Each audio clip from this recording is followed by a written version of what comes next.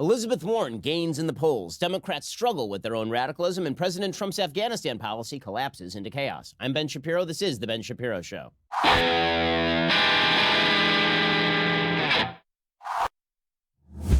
There's nothing like reemerging from a beautiful weekend to come back into a studio where it smells like something died. But the thing that died, it turns out in the studio at least, was not Joe Biden's poll numbers. It was actually something. Like, it actually smells like something died.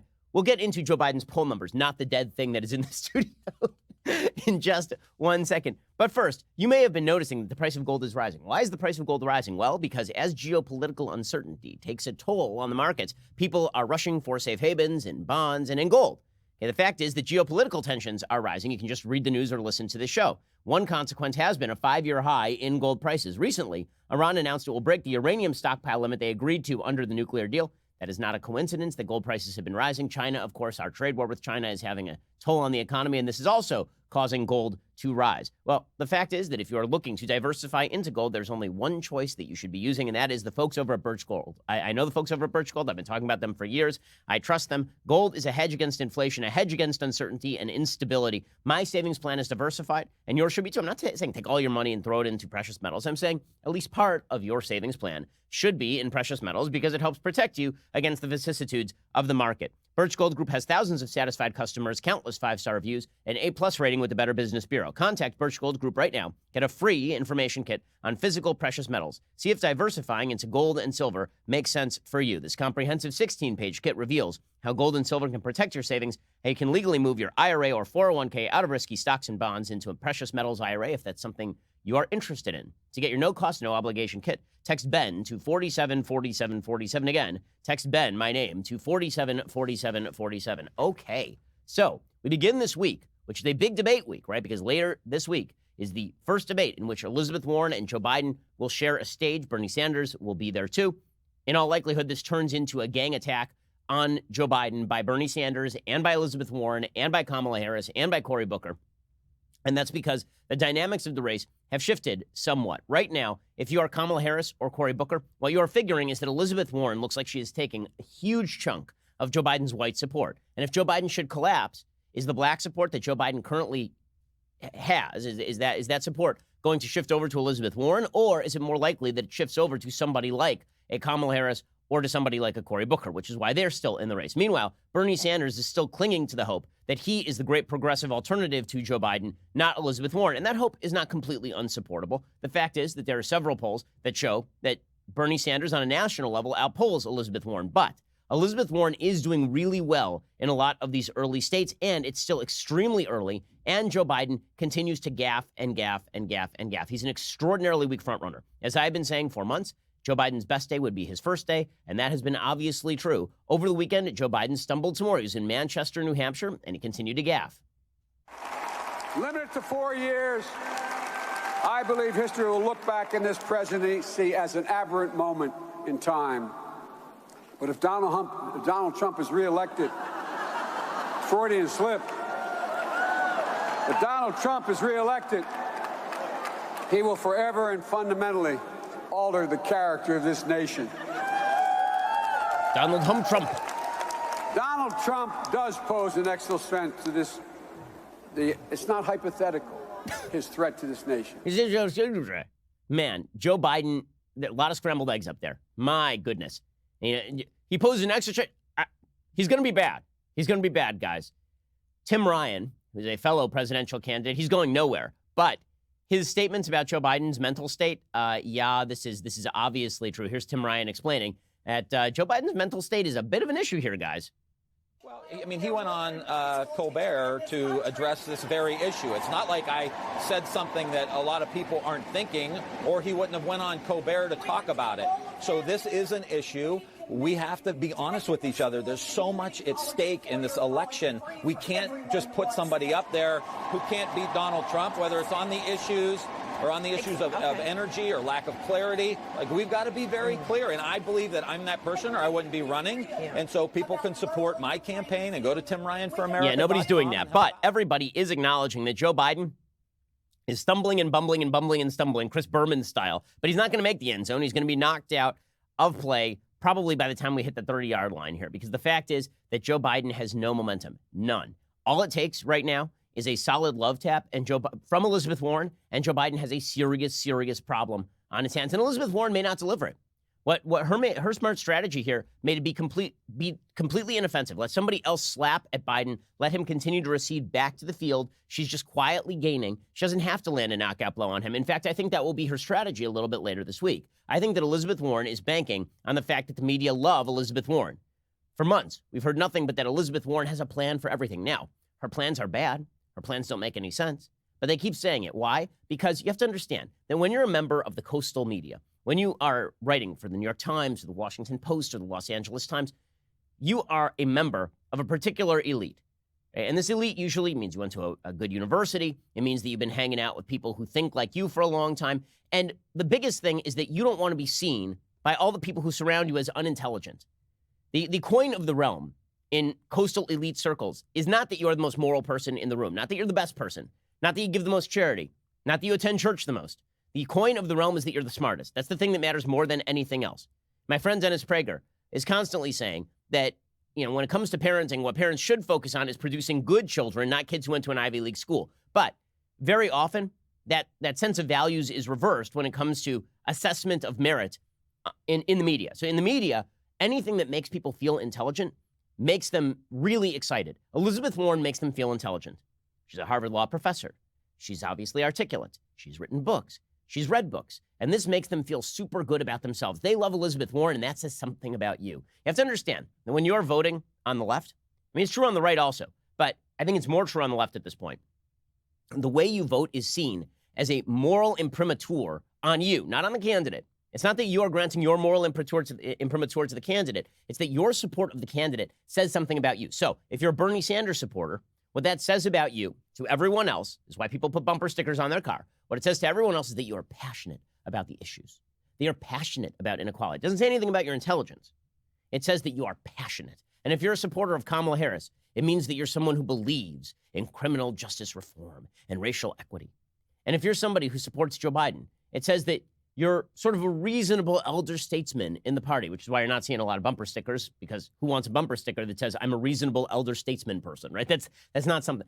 Elizabeth Warren, you stick that on your bumper sticker and you feel progressive, but not only do you feel progressive, you get sort of the quality of Bernie Sanders, but you also get to say, and I'm so smart too, because she has so many plans. For the media, that describes them to a T. So they've been praising Elizabeth Warren nonstop for months.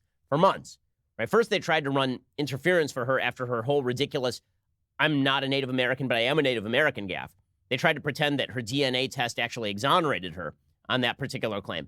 And then when that failed, they shifted gears, and suddenly it was, doesn't she have plans, guys? I mean, she has so many plans. Well, one of Elizabeth Warren's big plans that the media have paid very little attention to, I mean, they've run a couple of fact checks, but then they've ignored it. And so she keeps continuing to claim it, is that all of her giant plans will be paid for by an enormous wealth tax. And this is Elizabeth Warren over the weekend at the New Hampshire Democratic Party convention explaining that all she's going to do is tax people who have assets more than $50 million, 2 or 3%. She's going to take all their money from them at that rate because, again, remember, that's every single year. She's going to take 2 or 3% of their net wealth. And then she is going to use that for a variety of government programs. And oh, what a plan. Oh, what a plan, Elizabeth Warren.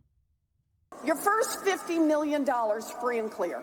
But your 50 millionth and first dollar, you got to pitch in 2 cents. And 2 cents for every dollar after that. And what can we do with 2 cents? We can do universal child care for every baby in this country age 0 to 5, 2 cents. We can make technical school, community college, and 4-year college free for everyone who wants an education. We can do all of that and cancel student loan debt for 95% of the folks who've got it 2 cents. Okay, what she's saying here is, so a few things. One, the media keep portraying her as charismatic. I'm not seeing it. I'm not. She's more charismatic than Hillary Clinton, but so is whatever died in the studio around here. Okay, like lots of things are more charismatic than Hillary Clinton. That is not a standard for charisma. But beyond that, her plan actually makes no sense. Because the fact is, if she thinks she's raising $2.75 trillion over the next 10 years with this wealth tax, number one, it's unconstitutional. There's nothing in the Constitution that allows you to tax wealth. Not income, right, which was legalized idiotically by the 16th Amendment, but wealth. Okay, there's nothing there that allows you to tax wealth itself, especially stuff that people have already paid tax on. You're talking about, I already paid property tax, I already paid tax on all of the income that I make, and now you're going to come in and tax me again? Based on what moral principle are you going to tax me? Again, beyond that, just speaking realistically, it is not going to raise this amount of money. That is not me speaking. That's factcheck.org speaking. Quote, some economists think that assumption is too rosy. While neither the Tax Policy Center nor the Tax Foundation have yet released a full analysis of Warren's plan, economists at both said there is reason to believe that Warren's revenue estimate is too high. Kyle Pomerlew, a chief economist and vice president of economic analysis at the nonprofit Pro-Business Tax Foundation, said the assumption of 15% tax evasion, her plan says there will be 15% tax evasion or avoidance. He says that's actually the average avoidance for the entire U.S. tax system, which is primarily the income tax and payroll tax. These taxes are much harder to avoid than a wealth tax because an income transaction is hard to game or hide from the tax authorities. A wealth tax, on the other hand, is much harder to enforce. For one, much of the wealth tax base doesn't have a market price. So, for example, I own an ownership stake in Daily Wire. How does that value out? The answer is you have no actual answer because there is no way to evaluate the fair market value. It is not a publicly held company. It's not like a piece of stock that is publicly held. And it's not just people on the right who are suggesting all of this. Lawrence Summers, who was formerly a Harvard University dean, and he was Treasury Secretary from 1999 to 2001, an economic advisor for Barack Obama, and Natasha Sarin, an assistant professor of law at University of Pennsylvania Law School. They published an op-ed in the Washington Post just earlier this year saying common sense revenue estimates by economists who are not very deeply steeped in revenue estimation tend to be overly optimistic. The two looked at U.S. experience with estate tax data and concluded that Warren's wealth tax would only raise about 40% of the amount that Warren is estimating. So not 2.75 trillion, like 1 trillion, like 1.2 trillion over 10 years, which doesn't pay for any of her stuff. Also, it causes people not to save. It causes people not to buy assets in the United States, and it causes people to flee. There have been a vast number of European countries that have tried a wealth tax. Millionaires and billionaires fled. They just took their money and they went elsewhere. See, this is the nice thing about being super wealthy. You don't have to stick around to watch Elizabeth Warren take your money. You can just move your money. You can just take your money and go to the Cayman Islands and buy a nice home there and stay there. You don't have to worry about Elizabeth Warren. Summers and Sarin wrote, we suspect that to a great extent, it reflects the myriad ways wealthy people avoid paying estate taxes that in some form will be applicable in any actually legislated wealth tax. So, for example, the estate tax is a form of wealth tax, right? You die, and then the government they walk right by your corpse, they open up your safe, and they just take a chunk of your money. Okay, what people do is instead they create living trusts, and they put their money in a living trust for their children. So when they die, the money didn't belong to them. It belonged to their children already. This avoids the estate tax. They say all of the methods that are used to avoid the estate tax will also be used to avoid the wealth tax.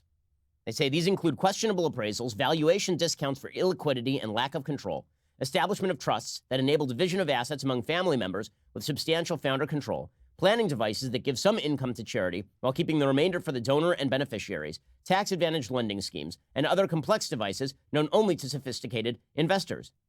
Except for reducing a naive calculation by 15%, Warren's economic advisors do not seem to take account of these devices. If our suspicion is correct, a wealth tax will not yield the revenue its proponents hope for, and when actual scorekeepers score actual proposals, their estimates will disappoint advocates. Okay, this is obviously true, but Elizabeth Warren's going to keep trotting that out there. It doesn't matter because, again, she gives a feeling of flattery to a media that is desperate to be flattered. It's the reason the media hate Trump so much, by the way. It's not just because Trump is a Republican. It's because Trump makes them feel like they don't get Americans. They look at Trump and they have scorn for him. They think, oh, what a dummy, what a fool, what a stupid guy. How could he be outsmarting us? And how could he have power? How is this possible? Elizabeth Warren makes members of the media feel good about themselves, even if her proposals don't actually make any sense at all. And they actually don't make it. By the way, her own proposals make so little sense, honestly, that she was rejecting a lot of her own proposals as late as 2003, 2004. Like she talks about universal child care for every child age 0 to 5. She wrote an entire book about how this would disadvantage married mothers who stay at home and how you need now subsidies for married moms who stay at home. Right? She wrote in her book, she talks about why it would be a mistake to relieve student loans, right? She said that it would be a mistake not to just cap tuition, right? Not to just cap the amount that colleges can charge for tuition on a public level, as opposed to subsidizing the student loan industry, as opposed to paying off people's loans and quote unquote paying for free college and all of the rest of this. And now she backs all of those things. Why? Because here's the dirty little secret. Elizabeth Warren has become a deeply dishonest politician. I'll provide proof of this in 1 second. Plus, I will tell you where she actually stands in the polls and why she really is the shadow frontrunner at this point for the Democrats.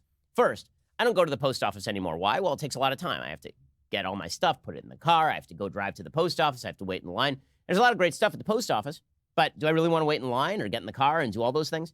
Do I really want to have to go to the grocery store to buy stamps? Well, instead, I could just sit at my computer like I do the rest of my day in the middle of my work, and I could use stamps.com. I could use the interwebs to do the same thing for cheaper. Stamps.com bring all the amazing services of the U.S. Postal Office directly to your computer. Whether you're a small office sending invoices, an online seller shipping out products, or even a warehouse sending thousands of packages a day, Stamps.com can handle it all with ease. Simply use your computer to print official U.S. postage 24/7 for any letter, any package, any class of mail, anywhere you want to send it. Once your mail is ready, you just hand it to your mail carrier or you drop it in a mailbox. It is indeed that simple. Stamps.com is a no-brainer. It saves you time. It saves you money. So what exactly are you waiting for? Right now, my listeners get a special offer that includes a 4-week trial plus free postage and digital scale, no long-term commitment, which is a hell of a deal just for trying. Go to Stamps.com, click on the microphone at the top of the homepage, and type in Shapiro. That is Stamps.com. Enter Shapiro for that special deal. Again, why are you schlepping over to the post office when you could just do this stuff from your desk? Stamps.com, enter code Shapiro. Okay, so where do we stand in the polls? And then we'll get to why Elizabeth Warren proof that she is deeply dishonest. Okay, so here are the polls. According to CBS News, brand new poll, CBS News YouGov Tracker. They've now polled all of the Super Tuesday states, all of the states up through Super Tuesday. So it goes in the Democratic Party, it goes Iowa and then New Hampshire, and then South Carolina, Nevada, California, and a bunch of other states on Super Tuesday. Right now, Bernie doesn't win very many delegates. Biden has 600 delegates available through Super Tuesday. Warren is at 545. That's a disaster for Biden. Biden's entire narrative is that he's the inevitable nominee and the inevitable president. If Warren emerges from Iowa and New Hampshire victorious, I don't think that his lead simply holds up in a lot of these Super Tuesday states. Bernie Sanders is rounding out the top tier of candidates with 286 delegates in those races. But I don't think that Bernie retains all those delegates. Because remember, all the polls are being done now about all of those states, but those states are time delayed. It goes Iowa, New Hampshire, South Carolina, Nevada, and then on one day you have California, Utah, Colorado, Oklahoma, Texas, Arkansas, Tennessee, Alabama, North Carolina, Virginia, Minnesota, and Maine, and Vermont, and Massachusetts, which presumably Warren will win since she's a senator from there. If Elizabeth Warren emerges as the serious challenger from Iowa and New Hampshire and Bernie doesn't win either of those states, I think Bernie's toast. I think at that point Bernie is done, and you can take a lot of those delegates, those 286 delegates, and you can toss them to Elizabeth Warren. According to that CBS News YouGov poll, state by state in vote preference, New Hampshire now sees Warren just slightly up over Biden and Sanders in first choice preference there, which is a change for her. Remember, she was underperforming in New Hampshire as of a couple of weeks ago. They say that that's a three-way contest, but that's not a three-way contest. If Elizabeth Warren wins Iowa, and she already is running even with Biden and Sanders in that state, then she wins that state too. If Biden holds a small edge over Sanders in first choice preference in Iowa, Sanders has a narrow edge over Biden in Nevada. But where is Elizabeth Warren in these states? Well, she has the best on-the-ground organization in Iowa. She trails substantially by 9 to 12 points in Iowa. She trails Bernie by 9. She trails Biden by 12 in Iowa. But the smart money says that that is underpolling her supporters. Remember, Iowa is a caucus state. You recall that back in 2008, Hillary Clinton was expected to win Iowa over Barack Obama, and Barack Obama won instead. There were suspicions that that may have not been entirely on the up and up. South Carolina, Joe Biden has a wide lead. He's at 43% compared to Bernie at 18 and Elizabeth Warren at 14. But again, that relies somewhat on momentum. Remember that Ted Cruz won South Carolina, I believe, last time around. And it was widely perceived that Ted Cruz was going to have some sort of firewall. Whenever a candidate talks about a firewall, I have yet to see a candidate with a quote-unquote firewall where the firewall holds. Right now, Bernie Sanders is up slightly in Nevada, 29 to 27 over Joe Biden, but Elizabeth Warren's at 18, which means she is in striking distance. Overall, in the early contests, it is now Elizabeth Warren 26, Joe Biden 25, Bernie Sanders 19. And it is likely that Bernie Sanders is going to continue to recede and Elizabeth Warren is going to increase. According to CBS News, Biden's support has largely held and even risen in some places like in Iowa. So the movement toward Warren is not attrition from Biden, but of lower-tier candidates losing supporter who have gone to Warren or in lesser numbers to Sanders. For instance, Warren has benefited most from former Kamala Harris's supporters switching their allegiance. 29% who were backing Harris in July, whom we re-interviewed for the study, have switched to Warren. Biden only picked up 15%. Warren is also under consideration by more Democrats, 60%, than Biden is, 50%. Biden does better than Warren in being named the first choice, but she is best among second choice candidates. And again, it's really about electability. And as the polls change for Elizabeth Warren on that front, that is very bad news for Joe Biden, meaning he has to continue making the case that Warren can't beat Trump. That's really what this is about. And that case, by the way, is extremely strong, that Warren cannot beat Trump. It's a very strong case. But among Democratic voters, the perception has been growing that Elizabeth Warren would probably win against Trump. As of June, only 39% of Democratic voters considering Warren said that they thought that she could probably win against Trump. Now it is 55%. 58% of Sanders' supporters think he would probably beat Trump. Overall, most Democrats are pretty optimistic that anybody they nominate will beat Trump. So again, I think that here's I mean, as I say, the self-flattering assumption by the media is reflected in their media coverage, and that, of course, shapes public opinion. One of the numbers in this poll that really says a lot is that when asked which candidate is the most knowledgeable, it says Warren at 42%, Biden and Sanders tied at 24%. And that is because when you just keep repeating over and over and over again that Warren has a plan, it doesn't matter if the plan is crap. As far as, and then there's a third question, which is whether age is a concern.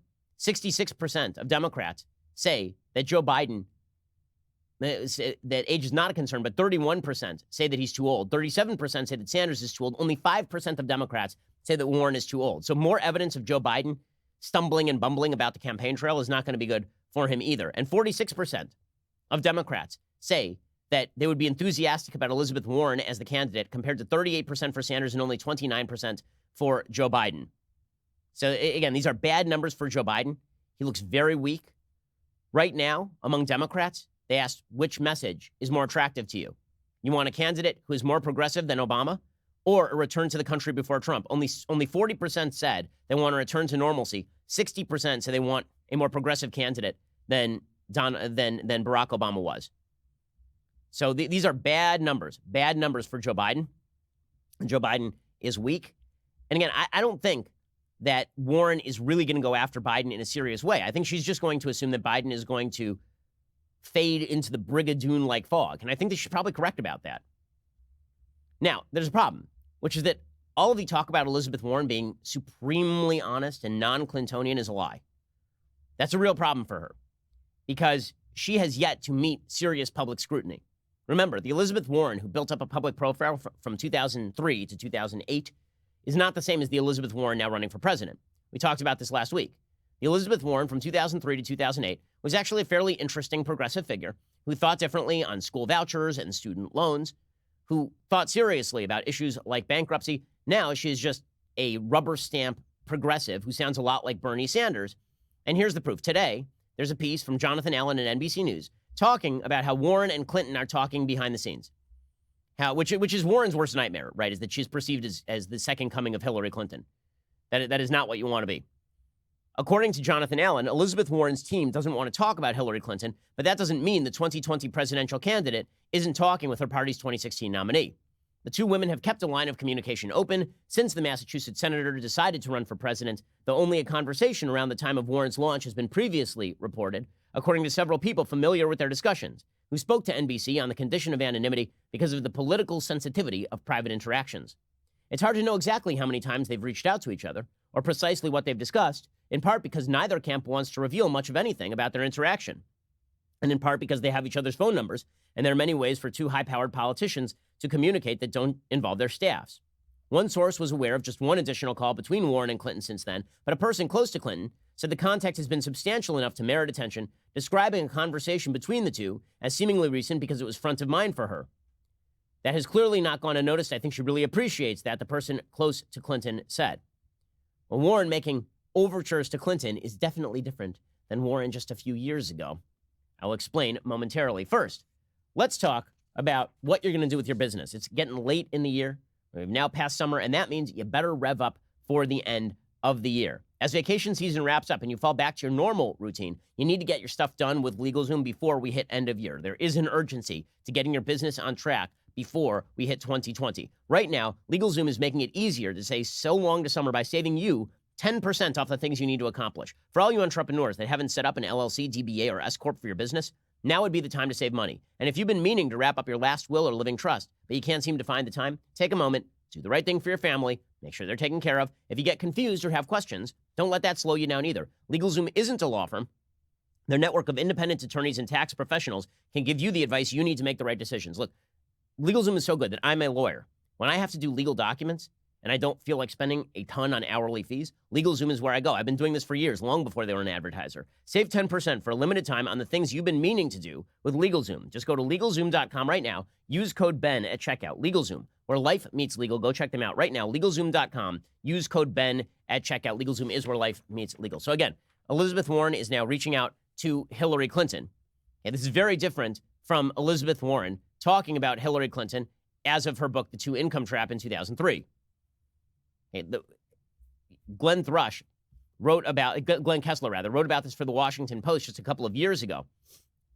He said Warren noted that Hillary Clinton had received $140,000 in campaign contributions from banking industry executives as she sought a Senate seat. Why was that relevant? Because she talks about how she had met with Hillary Clinton about a bankruptcy bill in the early 90s, and she praised Hillary Clinton as extremely bright. She called her, quote, impatient, lightning quick, interested in all the nuances. And then it turns out that Hillary voted against the bill, or in favor of the bill that Elizabeth Warren opposed, and she tore into her in The Two Income Trap. She said the bill was essentially the same, but Hillary Rodham Clinton was not. Hillary could not afford such a principled position. Campaigns cost money, and that money wasn't coming from families in financial trouble. Here's Elizabeth Warren, circa 2004, talking about how Hillary Clinton is basically a corrupt figure. She was then First Lady. This is in the 1990s, late 1990s. Mrs. Clinton saw the piece, and I got a call from the White House. I go over the law. It's a complex law. Went over the economics, showed her the graphs, showed her the charts, and she got it. She turned around a whole administration on the subject of bankruptcy. She got it. And then? One of the first bills that came up after she was Senator Clinton was the bankruptcy bill. Her husband had vetoed it very much at her urging. And? She voted in favor of it. As Senator Clinton, the pressures are very different. Okay, so this is Warren back when she was honest. Right now, you got Elizabeth Warren making phone calls to Hillary Clinton. Now they're best friends. And Elizabeth Warren has shifted her own positions on a variety of issues, ranging from the subsidization of college education to school choice, because the pressures of being a senator or a presidential candidate are very different. Now, this does pose a problem for the Democrats, because the fact is that most people in the country are not on board with all of the progressive views on all of the issues. David Leonhardt has a piece in the New York Times today talking about this. Okay, he's on the left, and he says it's not that progressivism can't win. He's saying that there are certain progressive issues that are deeply unpopular, and they should be.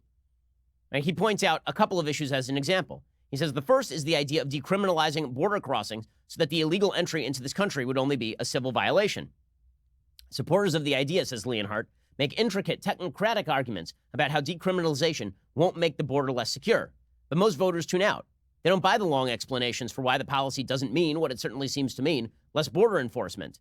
In an NPR PBS NewsHour Marist poll, 67% of registered voters call decriminalization a bad idea. Okay, when it comes to slavery reparations, 63% of Americans call it a bad idea. When it comes to replacing private insurance, 55% say it's a bad idea. When it comes to free public college, 51% say it's a good idea, but 45% say it's a bad idea. In other words, there are a lot of issues where people are generally in favor of progressive principles until they get the details, in which place they switch. But Democrats' advantage on general election directed questions has been fading. Right? David Leonhardt points out that slightly more voters say that the ideas being offered by the Democratic candidates would now hurt the country more than would help the country, according to that NPR poll. As of September 2018, 53% of Americans had a favorable view of the Democratic Party versus 42% unfavorable. 43% had a favorable view of the Republican Party compared to 52% unfavorable. As of September 2019, fast forward a year, the two parties are now identical. 45% of Americans say that they are favorable toward one of the parties. 52% of Americans say they're unfavorable toward one of the two parties, meaning that basically the parties are now on even footing. So all of the talk about Elizabeth Warren this and Elizabeth Warren that, as she skews radical, it's going to be unpopular. And this is the problem inside the Democratic primaries. What is going to create victory in a Democratic primary may be mutually exclusive with what creates victory for Democrats in a general election. Take, for example, Beto O'Rourke. So Beto O'Rourke is basically John Cusack in Say Anything, standing outside the democratic process holding a boombox. And what that means is that he is the most enthusiastically crude of all the candidates. He has no nuance to his ideas. He doesn't have any sort of attempt to round off the hard edges. Instead, he just spits out. He's sort of like younger Bernie Sanders. I mean, down to the hands. And here is Beto O'Rourke talking about what he thinks the Democratic primary voters want to hear. America's a violent, racist country. Yeah, that's a hell of a campaign slogan there, Beto. This is a violent country that loses more than 40,000 of our fellow Americans every year to gun violence.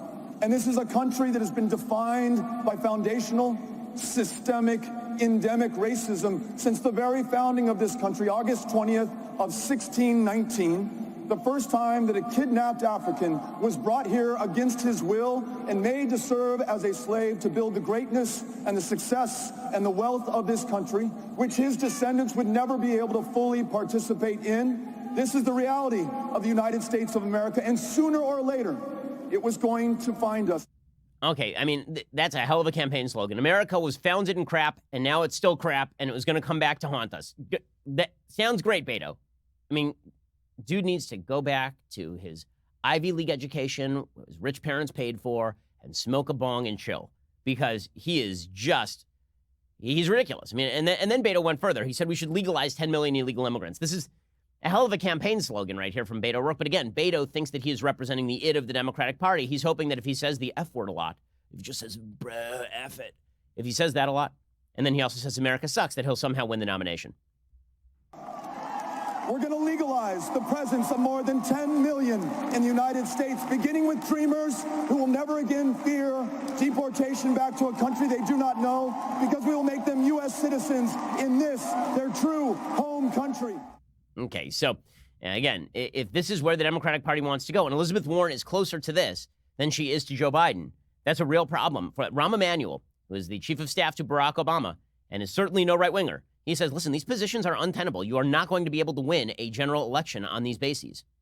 We've taken a position so far, and the candidates have, through the process, a few have not, on basically Medicare for all, which is we're going to eliminate 150 million people's health care, and we're going to provide health care for people that just come over the border. That is an untenable position for the general election.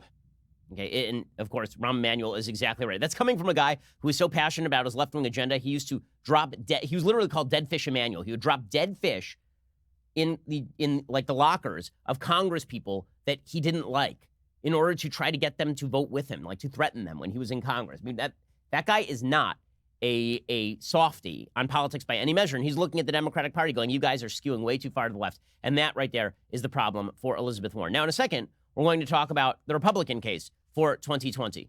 And again, this is all about, can the president control himself? Can he control himself? Because if he could, then he would be in pretty good shape going forward. But we'll get to that in just 1 second. First, let's talk about, you're out at some sort of dinner party and you're looking for a job, or you're just looking to make contacts, you're rainmaking a little bit, and somebody says, do you have a business card? So you pull out your business card, and it looks like this ridiculous thing that you cut off a piece of paper yourself that you printed off your printer, and just looks like garbage. Well, instead of that, you should be heading on over to Vistaprint. Okay, you can own the now with Vistaprint. You can own your own life. You can own your own business future. A nice business card really does make a difference. It really makes an impression. For just $10, Vistaprint gives you 500 personalized cards with exactly the look that you want. That is a low price to make a lasting impression. And because you can choose the colors, fonts, designs, images, that means you can create something as unique and compelling as your business.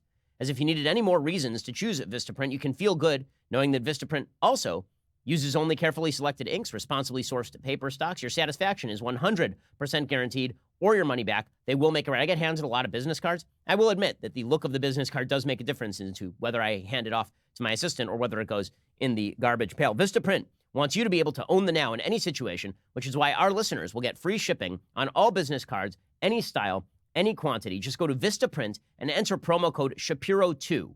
That's Shapiro and the number 2 for free shipping on all business cards, any style, any quantity. It's a limited time offer. Own the now at Vistaprint.com, promo code Shapiro2. That is promo code Shapiro, followed by the number 2. You support our show when you support our sponsors, so please check out Vistaprint.com and use that promo code Shapiro2 to let them know that we sent you. Well, we'll get to more of all of this in just 1 second. First, go subscribe over at dailywire.com. When you do, you get the rest of this show live. You also get the Michael Mueller show live and the Andrew Klavan show live. You also get to be part of Daily Wire Backstage. We have all sorts of goodies. The real reason is because if you spend $99 a year, you get this, the very greatest in all beverage vessels, the leftist tears, hot or cold tumbler. It is indeed magnificent, and really because you're joining the team, helping us bring you the kind of content that you want every day without the scrutiny and nastiness of the left trying to deplatform everybody they don't like. Go subscribe, become part of the team. We really appreciate it. We are the largest, fastest growing conservative podcast and radio show in the nation.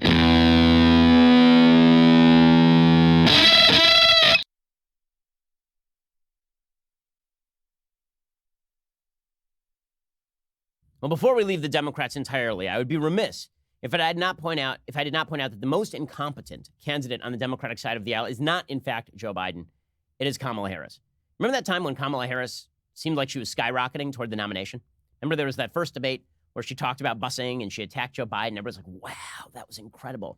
And then it turns out she's terrible at this. Well, she's truly terrible at this. And over the weekend, she proved, again, that she is terrible at this. She was campaigning, and a person got up and described Republican voters and Trump voters as, quote, mentally retarded. And Kamala Harris heard this and laughed. Okay, this is not a question as to whether she heard this. She obviously heard this. She responded directly to the comment. Here is the original clip. So I don't buy that argument that impeachment does not make sense, Senate will acquit. I don't buy that argument. There needs to be accountability. I mean, what are you going to do in the next 1 year to diminish the mentally retarded action of this guy? Well said. Well said. I plan to win this election, I'll tell you that. Well said, guys. Well said. What do you do to plan to diminish the mentally retarded faction of this country? The guy says, and she says, well said.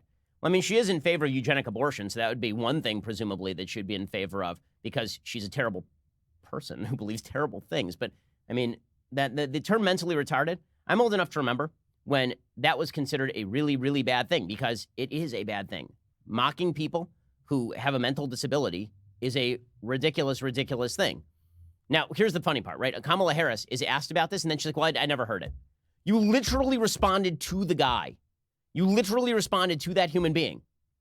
Okay, because that, like, come on. Who are you going to believe, Kamala Harris or your own eyes and ears? Here's Kamala Harris now apologizing for this. It's offensive, and you would think that in the year 2019, people would have a much better understanding of how hurtful a term like that can be, but also the history behind it, which is a history of really ignoring the needs and the realities and the capacity of our disability community. So, you didn't correct him, though. Did you hear him? I heard him talk about the other stuff, and then that came later, and it was not something that I really heard or processed or, or in any way condone. Really? Really? Is that what happened right there? Look, in my family, we actually take this issue fairly seriously. My grandfather used to work with Easter Seals, which is a group that worked with people who had mental disabilities. My mom, when she first started out, did special education for kids. Like, it's a pretty serious issue. Kamala Harris pretending that she didn't hear the end of that. Remember when Donald Trump does that sort of stuff, it's the end of the world, right? When you have somebody who says something bad about illegal immigrants, and then he says, well, I guess you can do that in Florida. When he says, yeah, I guess you can do that in Florida. Get away with that in the panhandle. And everybody's like, oh, that was really bad, because it was bad. And then Kamala Harris responds directly to a person who calls a vast swath of the voting public mentally retarded. And then she's like, well, I didn't hear that part. You know, the part he said directly to me. So how do the media cover this?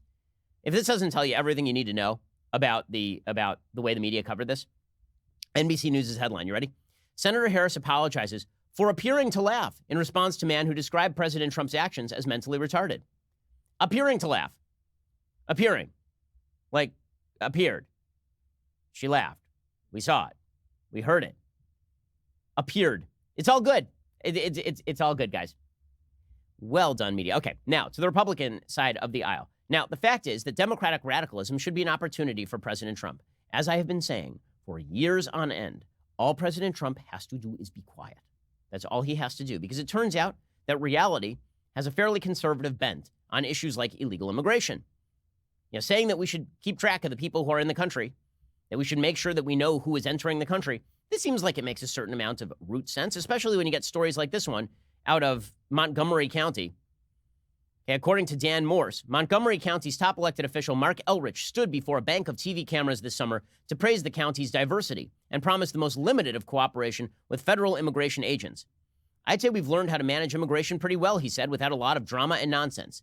Since then, there's been plenty of both, at least according to the opposing sides of a roiling political debate centered on the left-leaning Maryland jurisdiction. National attention has fallen on Montgomery in large part because over the 5-week stretch since the county executive's pronouncement, 7 undocumented immigrants living in the county were arrested on sex assault charges. 2 were accused of raping the same 11-year-old girl, this is according to the Washington Post. Another reportedly tried to kill his victim by choking her in a hallway of her apartment building. By Friday afternoon, Ken Cuccinelli, acting director of ICE, tweeted a debate challenge to Elrich over the merits of what Cuccinelli described as the county's sanctuary protection policies for undocumented immigrants. Cuccinelli wrote, quote, "I'll defend children and crime victims. Elrich can defend rapists and murderers who shouldn't even be in this country." Elrich then shot back, "It's a stunt. I might debate him if he'd agree with the statement that Montgomery County is not a sanctuary city and that Montgomery County is not protecting criminals. The guys in jail would probably not feel very protected." Yeah, except that when you don't cooperate with the federal government on immigration, sometimes you're not keeping track of illegal immigrants who go on to commit crimes. Okay, these are all issues where Republicans should have an advantage. Instead, we got a week of controversy over whether President Trump used a Sharpie on a map. Now, on the issues, again, even the left, David Leonhardt is saying on illegal immigration, on racial reparations, on getting rid of private health care insurance, the Democrats are way out of tune. Shouldn't Trump just be hammering that over and over? Instead, we got a week of controversy over whether the National Oceanographic and Atmospheric Administration was actually right or wrong in their assessment of a threat level of a hurricane hitting Alabama. A week of this. And the news continues to break that the NOAA basically acted in order to avoid damaging President Trump's fragile ego. This is a waste of time. It's a waste of energy. And the fact that people on Twitter keep defending it demonstrates that they don't understand that Twitter is not real life. And winning the Twitter battle does not mean winning an election. Andrew Friedman, Colby Itkowitz, and Jason Samenow. I love that the Washington Post put 3 reporters on this. NOAA staff warned in September 1st directive against contradicting Trump. Nearly a week before the NOAA publicly backed President Trump over its own scientists, a top NOAA official warned its staff against contradicting the president. In an agency-wide directive sent September 1st to National Weather Service personnel hours after Trump asserted, with no evidence, that Alabama would most likely be hit much harder than anticipated, staff was told to only stick with official National Hurricane Center forecasts if questions arise on some national-level social media posts, which hit the news this afternoon. They were also told not to provide any opinion, according to a copy of the email obtained by the Washington Post. An NOAA meteorologist who spoke on condition of anonymity for fear of retribution said the note was understood initially to be referring to Trump and came after the National Weather Service office in Birmingham contradicted Trump by tweeting that Alabama would not see any impact from the hurricane. So the NOAA sent a note saying, let's just stick with the National Hurricane Center forecast and we won't contradict Trump. Any attempt to shield Trump's ego, honestly, I don't see the purpose of it. I really don't. The fact is that President Trump, for all the talk about him being thin-skinned, dude takes more crap than any other politician I've ever seen in my life. And guess what? He's still there. He hasn't gone anywhere, has he? And yet this attempt to sort of shield him, it ends up creating worse headlines than if you just let Trump own it. Right? If Trump just went, okay, screw that one up. I guess I was out of the loop. The Democrats would still attack him, but they wouldn't have any place to go because most people would be like, what are they attacking him over? It's just a screw up. Who cares? Who cares? Meanwhile, it is amusing to watch as other Republicans seem to believe that they can jump in against President Trump in this race. So Mark Sanford, the former Republican governor of South Carolina, you remember that time when he was governor of South Carolina and then he went traveling the Appalachian Trail? That was his euphemism for sleeping with his mistress in South America. And then he had to resign. And then he ran for Congress again. Well, now he's back and he wants to run for president. And he was expecting the strange new respect of the media. It is incredible to watch Republicans expect strange new respect. They really believe that the media are going to treat them with kid gloves because, after all, many in the media hate President Trump. That means that if someone runs against Trump, they should like them. But that's not how this works. That's not how this works. You're not going to receive the strange new respect of the media for running against Trump. The fact is, many in the media would like to link every Republican with President Trump, as Democrats are attempting to do in Texas, where Trump is less popular than the Republican Party overall. Also, Mark Sanford, why is he running? Chris Wallace basically asked him this question, and Sanford didn't have a great answer. The mistakes in life, the mistakes that we make are the great tuitions of life. They cost us, but you can learn from them. And for me, I learned a level of humility, a level of empathy that I didn't have before, a level of judgment. It is something of great regret. It's something I've apologized extensively for. And in contrast to the president, where he says there's not a single thing that he sort of regrets or apologizes for, I profoundly apologize for that. Okay, that's always a great campaign slogan. I profoundly apologize for that. Sanford 2020. Good luck with all of that. Now, again, I don't think that Trump is going to be substantially challenged from inside the party. I know that Matt Drudge is headlining with Sanford. Having another challenger like Joe Walsh and Mark Sanford are going to do any damage to Trump. That obviously is not going to be a thing. The real damage to Trump, in the end, is not going to come from somebody outside Trump. It's going to come from Trump himself. And a good example of this happened over the weekend. So President Trump was apparently planning to negotiate with the Taliban. This has been going on for a while. And a lot of people, I know in the military and in the foreign policy sort of hallways of power, were very skeptical of this, as well they should be. The Taliban is a terrorist group. The Taliban is a terror-supporting group. That is why we went into Afghanistan in the first place. After 9/11, the United States, under George W. Bush, offered the Taliban an opportunity to turn over Osama bin Laden. They refused. Afghanistan then was put on our bleep list, and then we invaded. And well, now Donald Trump is trying to negotiate directly with the Taliban. Now, Barack Obama tried to do the same thing, and I criticized him for it because you're literally negotiating with some of the worst people on earth to accomplish what? The return to power of the Taliban? I think that's a great idea. Well, Donald Trump was apparently secretly negotiating with the Taliban, and they were even going to get together at Camp David the week of 9/11, which is just, I mean, what? Those optics are just awful, right? Chris Wallace pointed this out. He said, why are we inviting the Taliban to the United States on 9/11? How is this a good idea?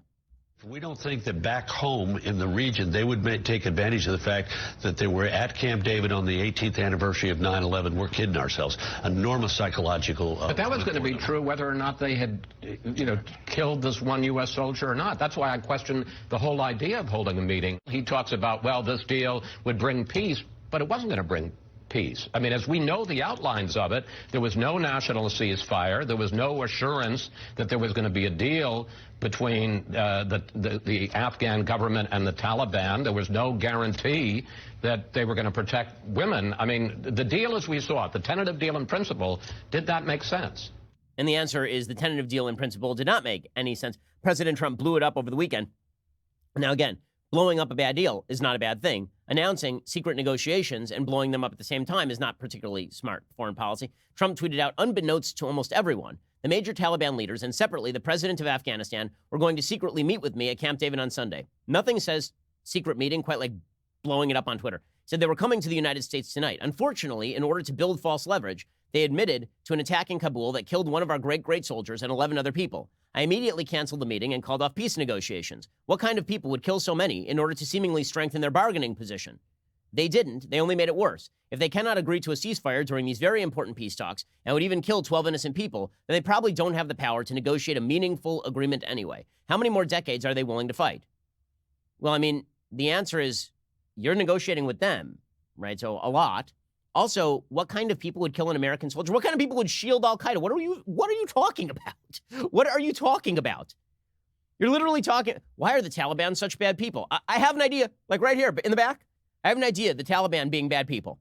Is this like a great shot? I can't believe that the Taliban betrayed the principles of our Really? According to the New York Times, on the Friday before Labor Day, President Trump gathered top advisors in the Situation Room to consider what could be among the profound decisions of his presidency, a peace plan with the Taliban after 18 years of grinding, bloody war in Afghanistan. The meeting brought to a head a bristling conflict dividing his foreign policy team for months, pitting Secretary of State Mike Pompeo against John Bolton, the national security advisor. As they discussed the terms of the agreement, Pompeo and his negotiator made the case that it would enable Trump to begin withdrawing troops while securing a commitment from the Taliban not to shelter terrorists. Bolton argued that Trump should keep his campaign pledge to draw down forces without getting in bed with killers swathed in American blood. Trump made no decision on the spot. At some point during the meeting, the idea was floated to finalize the negotiations in Washington, a prospect that appealed to the president's penchant for dramatic spectacle. Trump suggested he would even invite President Ashraf Ghani of Afghanistan, whose government had not been party to the talks, and get him to sign on. And then he wanted to bring the Taliban to Camp David, the crown jewel of the American presidency. All of this was bad ideas, because it was all about spectacle and not about content. As I say, the president's worst enemy in 2020 is, as always, the president, because he's done well on a lot of fronts.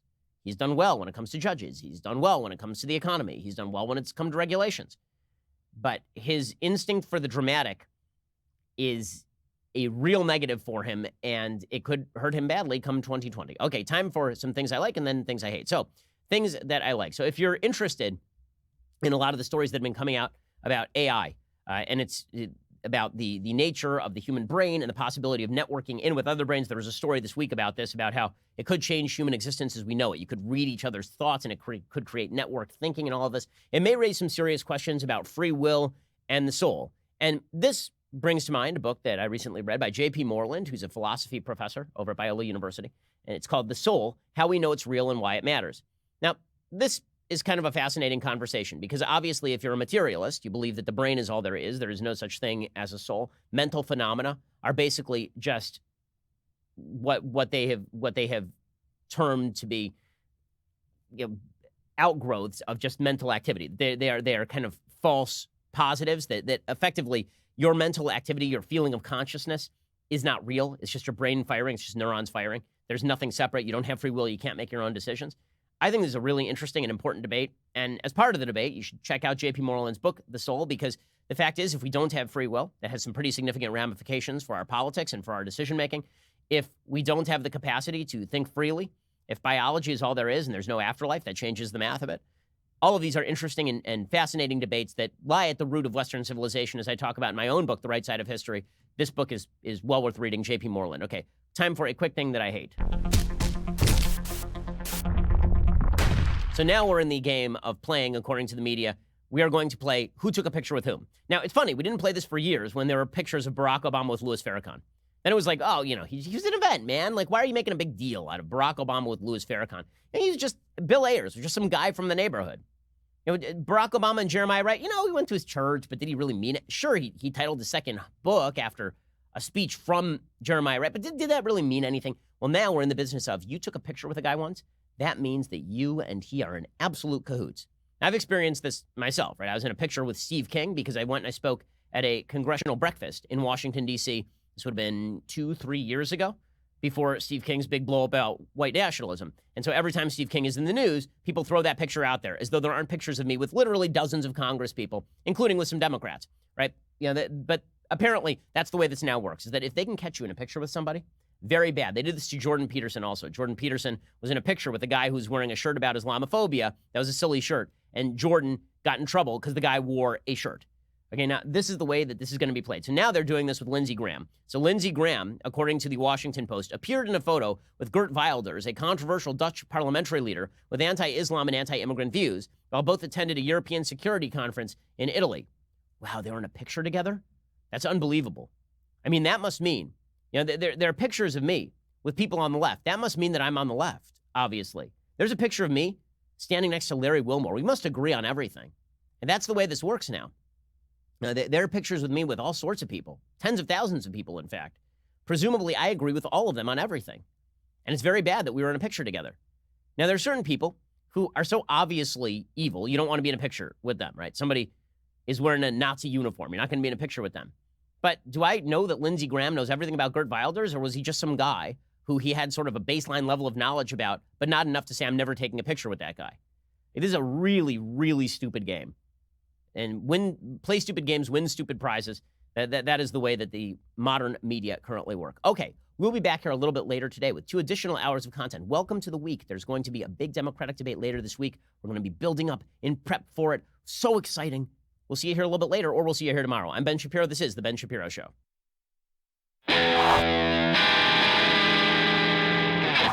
The Ben Shapiro Show is produced by Robert Sterling, directed by Mike Joyner, executive producer Jeremy Boring, senior producer Jonathan Hay. Our supervising producer is Mathis Glover, and our technical producer is Austin Stevens, edited by Adam Sayevitz. Audio is mixed by Mike Coromina.